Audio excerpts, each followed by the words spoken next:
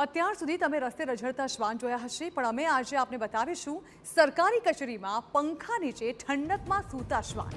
જી હા, આણંદની કલેક્ટર કચેરીનો આ વિડીયો વાયરલ થયો છે, જેમાં લોકો પોતાના કામ માટે ઊભા છે ત્યારે શેરીઓના શ્વાન ઓફિસમાં આરામ ફરમાવી રહ્યા છે। કોઈ સિક્યોરિટી ગાર્ડ તેમને બહાર પણ કાઢવાની તસ્દી નથી લેતું।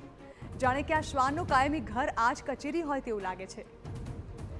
એક તરફ શહેરમાં શ્વાન કરડવાની ઘટનાઓ વધી રહી છે અને બીજી તરફ કચેરીમાં જ શ્વાન અડ્ડો જમાવીને બેઠા છે।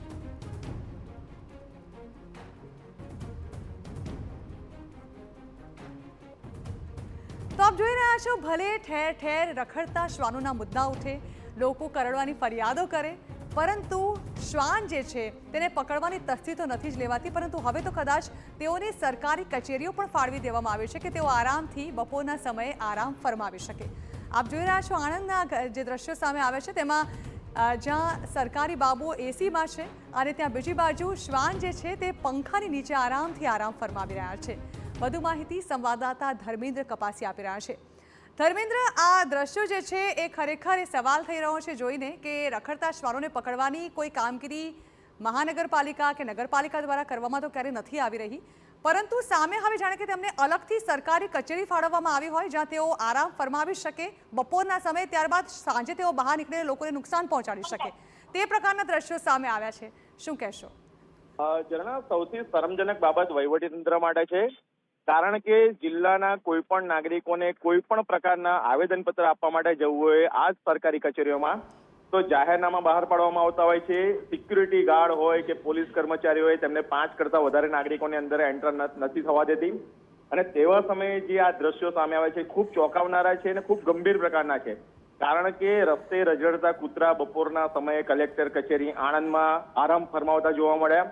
આ માત્ર એક કચેરી નથી, આવી ઘણી કચેરીઓ છે, ઘણી હોસ્પિટલો છે, ઘણી દૂધ ઉત્પાદક સહકારી મંડળીઓ છે જ્યાં આ પ્રકારના દ્રશ્યોનું સર્જન થઈ રહ્યું છે, અને તેની માટે જવાબદાર છે સીધું જ વહીવટીતંત્ર, આણંદ મહાનગરપાલિકા, કારણ કે એક તરફ રખડતા ઢોરનો આતંક વધી રહ્યો છે, રસ્તે રઝળતા કૂતરાઓ જે લોકોને કરડવાની ઘટનાઓ બનતી હોય છે, જરા પણ મહાનગરપાલિકાનો અંકુશ નથી। બીજી તરફ જે દ્રશ્યો જોઈ શકાય છે કે વહીવટીતંત્રની તો ગંભીર બેદરકારી છે, પરંતુ મુખ્ય ગેટની ઉપર ફરજ બજાવતા કર્મચારીઓ ઊંઘમાં હતા કે કેમ, કારણ કે કૂતરા મુખ્ય ગેટમાંથી અંદર દરરોજ પ્રવેશતા હોય છે અને સરકારી કચેરીઓ જ્યાં પંખા ચાલુ હોય, અરજદારોની લાઈનો પડતી હોય તો ત્યાં કૂતરાઓ બિંદાસ આરામ ફરમાવતા જોવા મળી રહ્યા છે।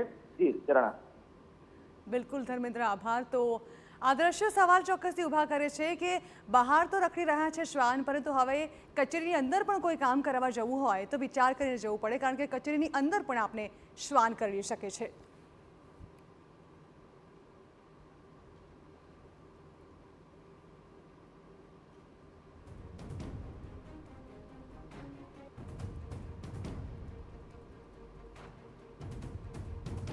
તો માત્ર એક નહીં પરંતુ બે શ્વાન જે છે તે અહીં જોવા મળી રહ્યા છે। એક તો કચેરીની વચ્ચોવચ્ચ સૂઈ રહ્યો છે અને એક શ્વાન જે છે તે લિફ્ટની એક્ઝેક્ટ બહાર ઊંઘે છે, એટલે કોઈ પણ વ્યક્તિ પોતાનું કામ કરવા માટે કચેરીની અંદર દાખલ થાય તે પહેલાં તેને કોઈ અધિકારીના નહીં પરંતુ શ્વાનના દર્શન થાય।